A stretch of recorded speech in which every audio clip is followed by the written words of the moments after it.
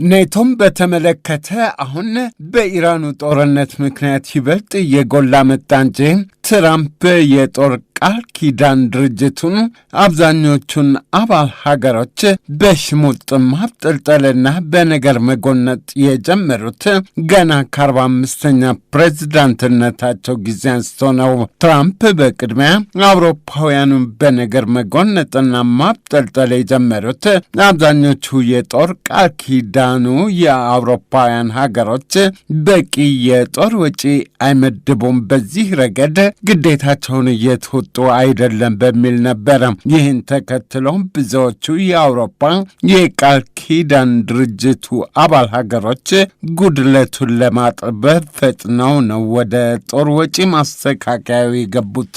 ትራምፕ በ47ኛ ፕሬዝዳንትነት ወደ ዋይት ሀውስ ከተመለሱ በኋላ የተቀሩትን የኔቶ አባል ሀገሮች ማብጠልጠል ማዋረዳቸው ብሶበታል።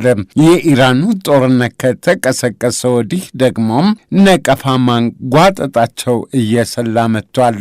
አገሮቹ አሜሪካ የኢራኑ ዘመቻችን ነው ብለው አብረዋት ሆ ብለው ባለመሰለፋቸው ትራምፕ ለዚህ ያልሆናቸውኝ ለመቼ ልትሆኑ ነው ብለዋቸዋል።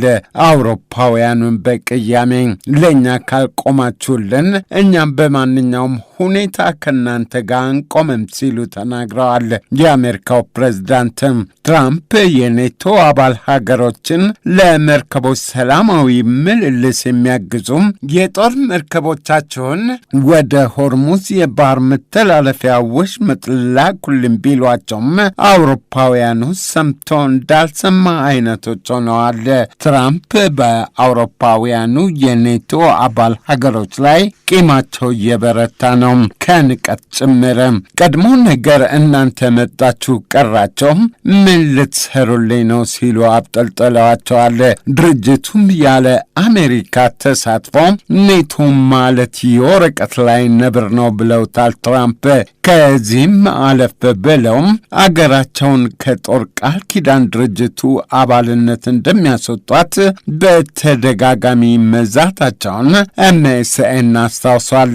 ዛቻው የበረታባቸው አውሮፓውያን የሚሆነውን እናያለን ብለው እጃቸውን አጣጥፈው እንዳልተቀመጡ ቲአርቲ ወርልድ ጽፏል። አሜሪካ ኔቶን ጥላ ብትወጣ የጋራ መከላከያ ቁመናችን ምን መሳይ መሆን አለበት በሚለው ጉዳይ ረመላምቱ ማለት ጀምረዋል። ከአትላንቲክ ወዲያ ማዳውም ካናዳ የጦር ቃል ኪዳን ድርጅቱ አባል ብትሆንም አሜሪካ ከወጣች ታላቁ ድርሻ የአውሮፓውያኑ ይሆናል። የአሜሪካ ከኔቶ መለየት አይቀሪነቱ ታሳቢ ሆነው ድርጅቱ ከወዲሁ የአውሮፓው ኔቶ የሚል ቅጽል እያፈራ ነው። ከ32ቱ የኔቶ አባል ሀገሮች 30ው አውሮፓውያን ቢሆኑም አሜሪካ ብትወጣም መንገዱን ጨርቅ ያርግላት ብለውም ደረት የሚያስነፋቸው አይደለም። በአሁኑ ወቅት 40 በመቶ የቃል ኪዳን ድርጅቱ የጦር አቅም በአሜሪካ ላይ የተንጠለጠለ ሆኖ ይገኛል።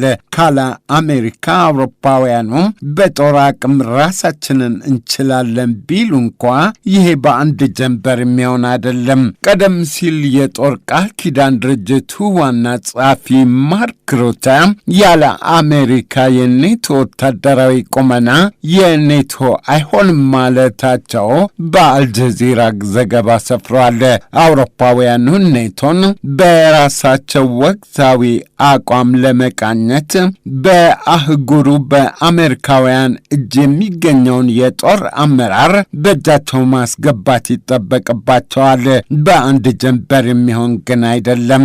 ትራምፕ እንደሚፎክሩት አሜሪካ ከኔቶ አባልነቷ ስትለቅ አውሮፓውያኑ ከጦር አመራር በተጨማሪ እንደ ኒውክሌር ያሉ የስትራቴጂያዊ የጦር መሳሪያ ክፍተት የሚያጋጥማቸው መሆኑ ሳይታለም የተፈታ ነው። ቁርጡ ከለየለት አውሮፓውያኑ እያጤኑት የሚገኙት የኔቶ ማሻሻያ በጦር አሰላለፍ አህጉሪቱ ከአሜሪካ ጥገኝነት ተላቃ ራሷን በራሷ እንድትችል የሚያግዛት ነው ተብሏል።